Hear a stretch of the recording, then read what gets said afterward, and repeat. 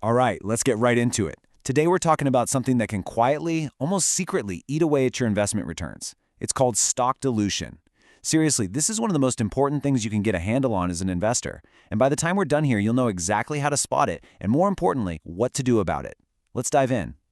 And that quote, it just nails it. This is the whole problem right here. You can do all the homework, pick an absolutely fantastic growing company, but if you miss the dilution story, your returns could be, well, a huge disappointment. It's like a silent killer for your portfolio, so let's make sure we can see it coming a mile away. So what are we even talking about? Let's break it down real simple. Imagine a company is a pizza. When you invest, you buy a slice of that pizza. Now, dilution happens when the company just creates more slices out of thin air. The pizza itself didn't get any bigger, but suddenly your slice is smaller compared to the whole thing.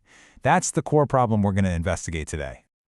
Okay, so our first stop is what I like to call the shrinking pie. This is all about how your piece of the company, your ownership, can get smaller and smaller, usually without any big, flashy headlines. You really got to know where to look. Getting this concept down is step one to protecting your investment. This right here, this phrase cuts through all the noise. A company might put out a press release saying its total profit doubled. And that sounds amazing, right? But what if it also doubled the number of shares out there? Well, for you, the owner of one share, your value went absolutely nowhere. So the key, the thing you have to burn into your brain, is that we always have to think in per share terms. Revenue per share, cash flow per share. That's what matters. So if these new shares are just popping into existence, where are they coming from? Let's treat this like a little detective case. We're going to light up the 5 usual suspects, the main ways companies create new shares, and shrink your slice of that pie. Okay, suspect number 1 is stock-based compensation, or SBC. That's just paying employees with stock instead of cash. Next, we have follow-on offerings, which is when a company sells a huge block of brand new shares to raise money. Then there's convertible debt. That's basically a loan that can turn into stock later on. You've also got warrants and options, which give people the right to buy shares in the future. And finally, there are at-the-market programs, which are kind of like a slow, steady drip of new shares being sold into the market over time. Okay, we know our suspects. Now we need our detective's toolkit. This is the practical, hands-on part. I'm going to show you exactly where to look in a company's reports, what to look for, and how to figure out what's really going on with the company's share count. Now, every public company has to report this stuff, but let's be honest, they don't exactly put it in big, bold letters on their homepage. So where do these clues hide? Where do we need to dig to find the real story? There are 3 key places. First, pull out the income statement. You're looking for a line item, usually near the bottom, called diluted shares outstanding. You want to see how that number is changing over the years. Is it going up? Second, check the statement of stockholders' equity. Any new shares they issue will show up there. But third, and this is the most important one, you have to dig into the footnotes. You know the old saying, the footnotes are where the bodies are buried? Well, for dilution, it's kind of true. Look for sections on stock-based comp or equity offerings. The real story is always there. So you've found the evidence. Now it's time to assess the scene. How do you figure out how bad the damage really is?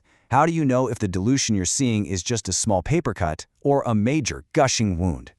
Here's a super simple but really powerful rule of thumb. If a company's share count is consistently growing by more than 5% every single year, whoa, that's a huge red flag. That tells you that dilution has become a real material problem that you absolutely have to dig into more. And this visual just says it all, doesn't it?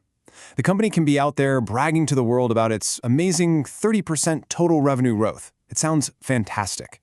But you, the savvy investor, you do this simple math and find out that revenue per share, the part that actually matters to you, only went up by 2%. This is the owner's reality. And it tells a completely different and much less exciting story. Now here's a really important twist.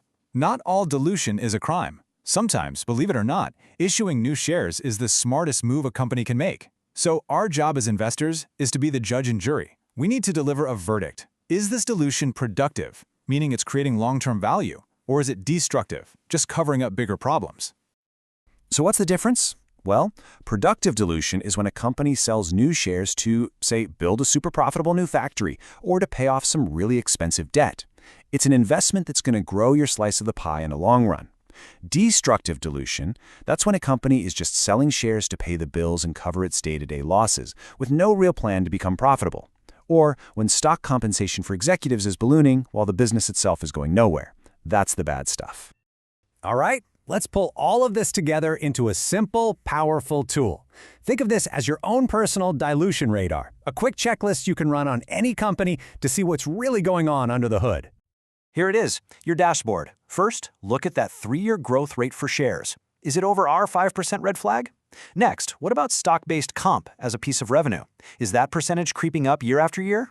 Then, the big ones. Are revenue per share and free cash flow per share actually going up? Are they positive? And finally, if a company says it's buying back stock, you need to check if they're actually reducing the total share count after you account for all the new shares they're also issuing. This is your go-to checklist. So here's the bottom line.